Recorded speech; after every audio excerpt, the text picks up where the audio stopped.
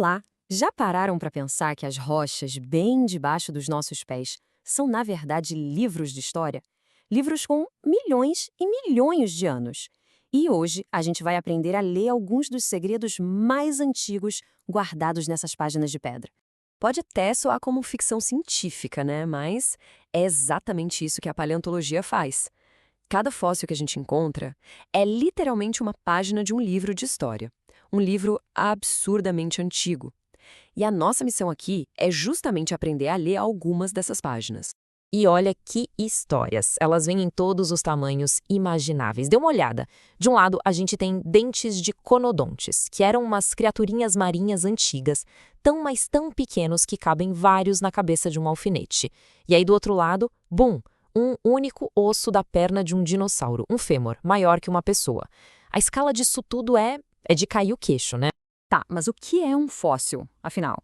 A definição oficial é bem direta, saca? São os restos ou as evidências de vida do passado que foram preservados de forma natural. E se liga, a palavra mais importante aqui é essa: evidências. Pois é, porque quando a gente fala em evidências, a coisa fica muito mais interessante do que só aqueles esqueletos de gigantes de dinossauro que todo mundo imagina. Pensa só que loucura. O animal passou por ali há milhões de anos, deixou uma pegada na lama, e essa marca, essa simples marca, vira uma janela para o passado. Isso é um fóssil. E não para nos animais, não. Florestas inteiras, que já desapareceram há eras, deixaram seus registros nas rochas. Olha que delicadeza essa impressão de uma folha. É a memória de uma planta que viveu há tanto tempo. E os fósseis vão além. Eles podem contar sobre comportamento. Olha isso. Ninhos inteiros de ovos de dinossauro. Isso aqui é uma foto de família pré-histórica. Uma prova de como eles se reproduziam, talvez até como cuidavam dos filhotes. Agora, a preservação às vezes chega a ser inacreditável. É o caso do âmbar. Sabe aquela resina de árvore que endureceu? Ela consegue capturar criaturas super delicadas, como esse inseto aqui, com um detalhe 3D perfeito. É, literalmente, uma cápsula do tempo.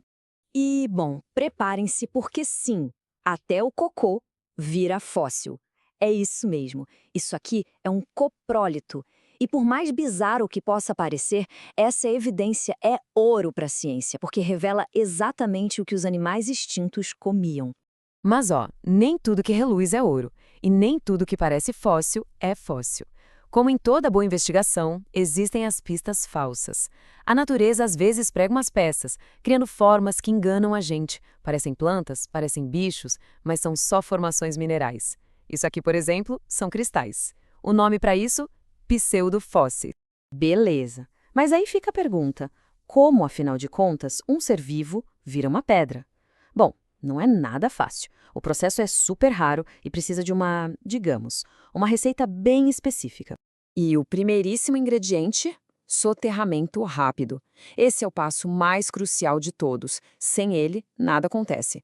Se um bicho morre e não é coberto rapidinho por lama, areia, cinza de vulcão, ele vai ser comido por outros animais ou vai simplesmente se decompor. Fim da história. Game over. Essa imagem aqui mostra a jornada completa, olha só. Tudo começa com aquele soterramento rápido que a gente falou. Depois, vem milhões de anos debaixo da terra, com muita pressão e minerais se infiltrando, trocando de lugar com o material original, basicamente transformando o osso em rocha. E aí, muito tempo depois, a ilusão e uma dose gigantesca de sorte trazem esses tesouros de volta para a superfície para a gente poder encontrar.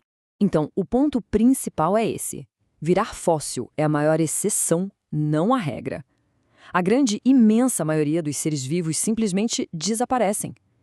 Para se ter uma ideia, a estimativa é que menos de 0,01% de todas as espécies que já viveram na Terra viraram fósseis. Isso faz com que cada descoberta seja um evento, um verdadeiro tesouro. E falando em tesouros, quando o assunto é fóssil, é impossível não vir à cabeça eles, né? Os dinossauros. Então, vamos dar uma olhada em como os paleontólogos agem como detetives para usar essas pistas de pedra e reconstruir o mundo desses gigantes. Mas antes de mais nada, vamos corrigir um erro muito comum. Sabe aqueles répteis gigantes que nadavam, tipo os mosassauros, e aqueles que voavam, como os pterodáctilos? Pois é, Eles eram animais incríveis, fantásticos, mas, cientificamente falando, eles não eram dinossauros. São grupos diferentes de répteis. Certo. E como é que a gente sabe o que um dinossauro comia, por exemplo? A resposta está na boca. É só olhar os dentes. Os carnívoros tinham dentes que pareciam facas, super afiados para rasgar carne. Já os herbívoros, dentes largos, achatados, feitos para moer folhas e plantas bem duras.